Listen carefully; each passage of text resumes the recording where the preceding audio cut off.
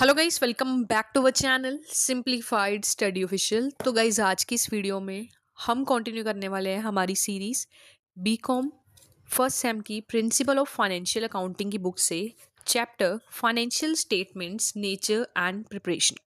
पिछली वीडियोस में हमने काफ़ी सारे चैप्टर्स कंप्लीट कर लिए हैं, तो अगर आपने वो वीडियोस नहीं देखी हैं तो फुल प्लेलिस्ट का लिंक मैं फाइनेंशियल अकाउंटिंग का आपको डिस्क्रिप्शन में डाल दूंगी, वहाँ से आप एक बार चेकआउट ज़रूर से कर लेना। सो स्टार्ट करते हैं आज की इस वीडियो को।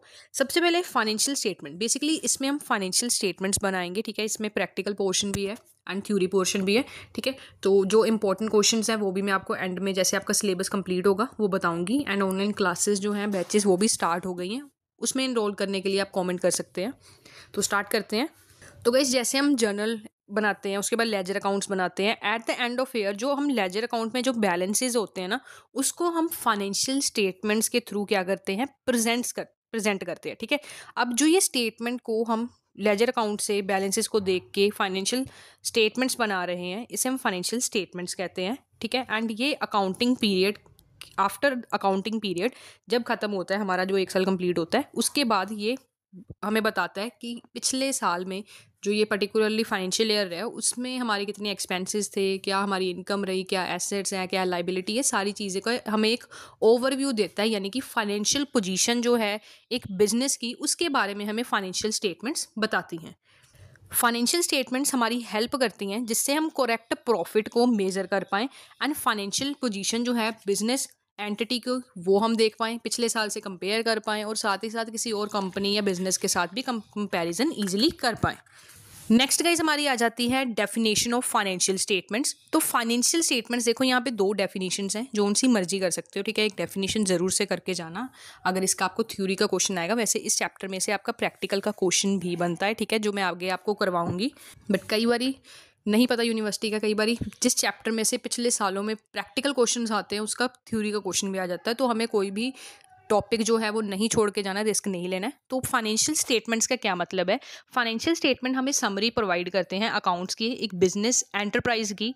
बैलेंस शीट जो है ये हमें एसेट्स, लाइबिलिटी रिफ्लेक्ट करती हैं। एंड इनकम स्टेटमेंट जो हम प्रॉफिट एंड लॉस बनाते हैं, उसमें हमें प्रॉफिट या लॉस जो है वो हमें पता चलता है, ठीक है। ये सारी चीज़ें पता चलती हैं। नेक्स्ट है नेचर ऑफ फाइनेंशियल स्टेटमेंट्स। अब जो नेचर है फाइनेंशियल स्टेटमेंट्स का, वो क्या है? फाइनेंशियल स्टेटमेंट्स प्रिपेयर की जाती हैं इस पर्पस के साथ जिससे हम एक पीरियोडिक रिव्यू कर पाएँ, या एक रिपोर्ट्स हमें एक प्रोवाइड की जाती हैं जिससे मैनेजमेंट सारी चीज़ें देख पाएँ कि कितना हमने बिजनेस में इन्वेस्टमेंट किया है, ठीक है, कितने एक्सपेंसेस हुए थे, क्या लॉस है, क्या एसेट है, क्या लाइबिलिटी है, क्या हमने एक साल में अचीव किया है, कौन सी चीज़ें हमें इम्प्रूव करनी चाहिए। तो ये सारी चीज़ें हमें फाइनेंशियल स्टेटमेंट बताता है, ठीक है।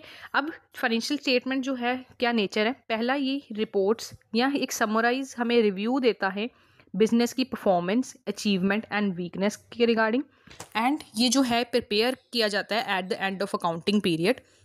उसके बाद है जो फाइनेंशियल स्टेटमेंट्स हैं, इसकी रिलायबिलिटी, मतलब जो फाइनेंशियल स्टेटमेंट्स हैं ये एकदम एक्यूरेट होनी चाहिए, एकदम रिलायबल होनी चाहिए, हम इस पर भरोसा कर सकें, ठीक है। इसलिए हमारे पास एकदम एक्यूरेट होना चाहिए विदाउट एनी एरर, क्योंकि हमने फाइनेंशियल स्टेटमेंट्स को ये देख के आगे फ्यूचर के रिगार्डिंग प्लान्स या डिसीजंस लेने होते हैं, ठीक है।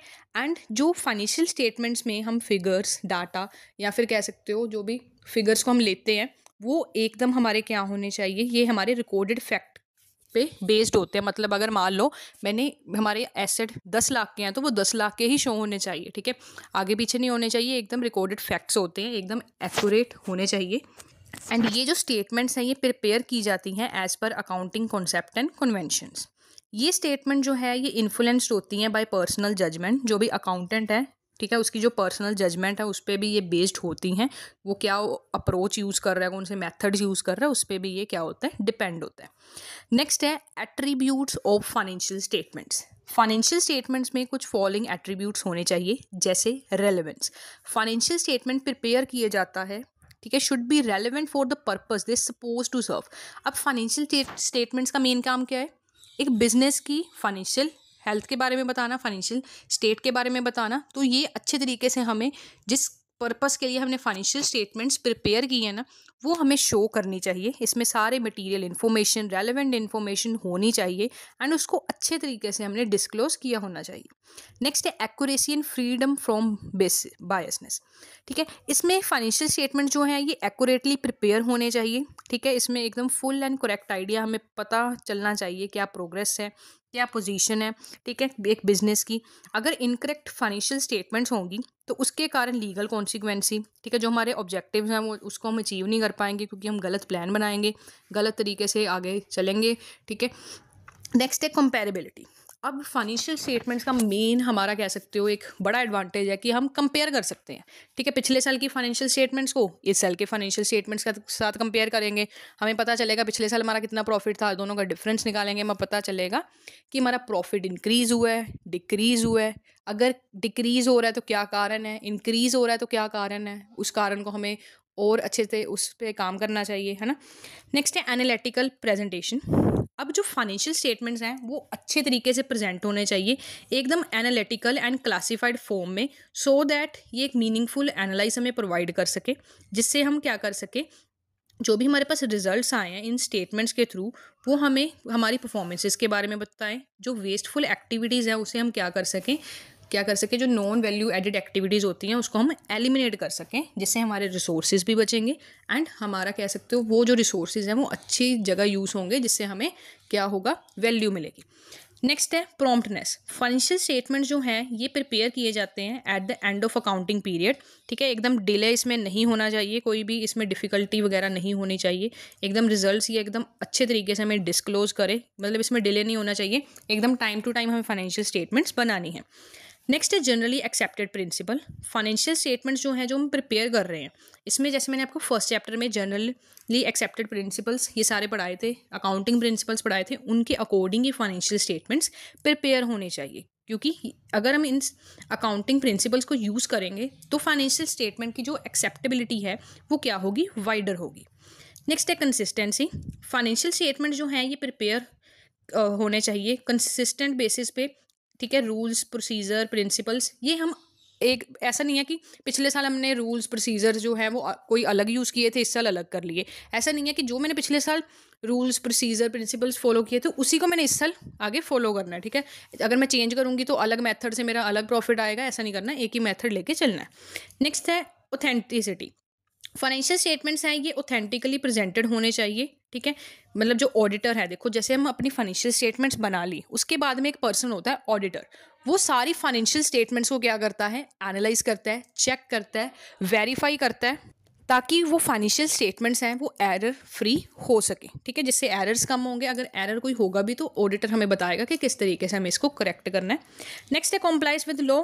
फाइनेंशियल स्टेटमेंट ऑब्वियसली लॉ के अंडर होना चाहिए, जो भी हमारे पास लीगल प्रोविजंस हैं उसके साथ ये सारा कंप्लाई करना चाहिए, क्योंकि जो भी इन्वेस्टर वगैरह हैं, पब्लिक इन्वेस्टर है, कोई स्टेक होल्डर है, शेयर होल्डर है, वो फाइनेंशियल स्टेटमेंट्स देख के सारी चीज़ें का अंदाज़ा लगाएगा, तो उस लॉ के अंदर सारी चीज़ें ये होनी चाहिए। नेक्स्ट है objectives of financial statement. Objectives क्या हैं, अभी तक हमने पढ़ा, सारी पॉइंट्स बार बार रिपीट होंगे कि ये रेलेबल फाइनेंशियल इन्फॉर्मेशन हमें प्रोवाइड करती हैं, जिससे हम रिसोर्सेज को इकोनॉमिकली यूज़ कर सकते हैं। रेलेबल इन्फॉर्मेशन प्रोवाइड करती हैं जिससे रिसोर्सेज, जैसे मैंने आपको बताया, उसको हम अच्छे तरीके से यूज़ करेंगे, एक्टिविटीज़ में एकदम स्मूथनेस आएगी। ये हमें फाइनेंशियल इन्फॉर्मेशन प्रोवाइड करता है जिससे हम अर्निंग पोटेंशियल जो है एक बिजनेस की उसको एस्टिमेट कर पाएंगे, एंड साथ ही साथ ये हमें बताता है कौन सी ऑब्लिगेशंस, कौन से रूल्स प्रोसीजर जो हम फॉलो कर रहे हैं, ठीक है, क्या वो हमारे लिए सही है या गलत है। ठीक है, कौन कौन सी नॉन वैल्यू एडिड एक्टिविटीज़ है जिसको हमें एलिमिनेट करना चाहिए, जिससे हमारे एक्सपेंसेस कम होंगे। नेक्स्ट है guys importance of financial statement. पहला है ओनर। ओनर के लिए मत देखो, अब जो हमारा फाइनेंशियल स्टेटमेंट है इसका जो क्वेश्चन भी आपको आ सकता है कि आप बताइए फाइनेंशियल स्टेटमेंट यूजर्स के लिए, अलग अलग यूजर्स के लिए कैसे इंपॉर्टेंट है। पहले ओनर के लिए क्यों इंपॉर्टेंट है, ताकि उसे पता चल सके उसके बिजनेस किस तरीके से आगे चल रहा है, उसको फंड्स कितने चाहिए, प्रॉपरली यूटिलाइज हो रहे हैं नहीं हो रहे हैं, ये सारी चीज़ें होनी चाहिए। क्रेडिटर के लिए क्यों फाइनेंशियल स्टेटमेंट जो है क्या है इम्पोर्टेंट है। अगर मान लो मैं कोई गुड्स रॉ मटेरियल क्रेडिट पे ले रही हूँ, तो वो क्रेडिटर मेरी फाइनेंशियल स्टेटमेंट्स को देखेगा कि ये मुझे कंपनी या ये बिज़नेस, क्या मुझे जो मैं इसको उधार दे रहा हूँ वो वापस कर पाएगा टाइम रहते, क्या इसकी इतनी फाइनेंशियल पोजीशन है या नहीं है, या मैं कोई किसी बैंक से लोन ले रही हूँ तो वो भी हमारी फाइनेंशियल स्टेटमेंट्स को चेक करेंगे। नेक्स्ट है इन्वेस्टर। अगर मैं इन्वेस्टर हूँ, ऑब्वियसली अगर मैं किसी कंपनी में अपना पैसा लगा रही हूँ, अपना पैसा इन्वेस्ट करना चाहती हूँ, तो मैं सबसे पहले उस कंपनी के बारे में जानूंगी कि क्या भाई फाइनेंशियल स्टेटमेंट्स उनकी चेक करूंगी कि क्या इनकी इनकम रहेगी, क्या किस तरीके से पैसा कमाते हैं, ठीक है, क्या ग्रोथ हो रही है, प्रॉफिट मार्जिन के, ये सारी चीज़ें देखेंगे। नेक्स्ट है एम्प्लॉय फाइनेंशियल पोजीशन जो है कंपनी या बिजनेस के रिलेटेड क्यों इंटरेस्टेड रहेंगे, क्योंकि उनको पता है कि उनका जो बोनस है या उनकी सैलरी है वो कंपनी के प्रॉफिट पे, कंपनी की वर्किंग पे डिपेंड है। अगर कंपनी अच्छे से चल रही है, कंपनी अच्छे तरीके से वर्क कर रही है, प्रॉफिट इंक्रीज हो रहा है, तो उनको बोनसेस मिलने के चांसेस भी इंक्रीज होंगे, राइट। गवर्नमेंट क्यों इंटरेस्टेड होगी, क्योंकि गवर्नमेंट को ये देखना पड़ेगा कि अगर कंपनी इतना प्रॉफिट अर्न कर रही है या कंपनी की रिवेन्यू या कंपनी का प्रॉफिट इतना है, ठीक है, तो उनको मतलब गवर्नमेंट को टैक्सेस चाहिए, ठीक है, उस हिसाब से टैक्स स्लैब्स के अकॉर्डिंग वो देखेंगे कि कितना % टैक्स लग रहा है, ठीक है, ये सारी चीज़ें गवर्नमेंट देखेगी। रिसर्च स्कॉलर्स जो हैं वो फाइनेंशियल स्टेटमेंट्स को देखेगी, जिससे फाइनेंशियल पोजीशन फर्म के बारे में पता चल सके, जिससे वो वैल्यू देख सके कि कितने फाइनेंशियल जो ऑपरेशन हो रहे हैं वो क्या वैल्यू ऐड कर रहे हैं कंपनी के लिए। कंज्यूमर क्यों इंटरेस्टेड होंगे, consumer interested in establishment of good accounting control, ताकि अब देखो कस्टमर को पता है कि अगर मान लो ये कंपनी अच्छे से काम कर रही है, इसकी कॉस्ट कम आ रही है, अगर देखो मेरा बिजनेस है, अगर मेरी कॉस्ट कम आएगी तो मैं उसका प्राइस भी कम रखूंगी, है ना, जिससे कस्टमर भी सेटिस्फाई हमारा रहेगा। नेक्स्ट है मैनेजर। अब मैनेजमेंट क्या चीज़ें हैं, management is a art of doing things done through others, है ना, मतलब किसी और से काम करवाना अच्छे तरीके से, उसे हम मैनेजमेंट कहते हैं। तो मैनेजर ये सारी चीज़ों को देखेगा, अच्छे से प्लान बनाएगा, अगर फाइनेंशियल स्टेटमेंट को देखेगा कि हाँ अगर हमारा प्रॉफिट अच्छा जा रहा है, ठीक है, हम कौन कौन सी चीज़ें ऐसी एक्टिविटीज़ कर रहे हैं जिससे हमारा अच्छा जा रहा है, नॉन वैल्यू एक्टिविटीज़ या फिर वो एक्टिविटीज़ जिससे हमारा पैसा भी वेस्ट हो रहा है, टाइम भी वेस्ट हो रहा है, वो मैनेजमेंट जो मैनेजर है वो क्या करेगा, उस पर्टिकुलरली एक्टिविटीज़ को हम क्या करेंगे, एलिमिनेट कर देंगे, ठीक है। तो गाइस आज की इस वीडियो में हमने इस चैप्टर की थ्योरी पढ़ी, ठीक है, एंड नेक्स्ट वीडियो में जो फाइनेंशियल अकाउंट्स हैं हमारे, income statement and balance sheet, वो हम देखेंगे, इसके प्रैक्टिकल क्वेश्चंस करेंगे। तो आज की इस वीडियो में इतने ही। अगर आपको कोई डाउट है तो आप कमेंट करके बता सकते हैं, एंड बाकी इसकी ऑनलाइन बैचेस लेने के लिए आप इंस्टाग्राम @simplifiedstudyofficial पे जाके हमें DM कर सकते हैं फॉर मोर इन्फॉर्मेशन। सो आज की इस वीडियो में इतना ही। वीडियो कैसी लगी कॉमेंट करके ज़रूर बताना, and like, subscribe and share my channel for more videos. Thanks for watching.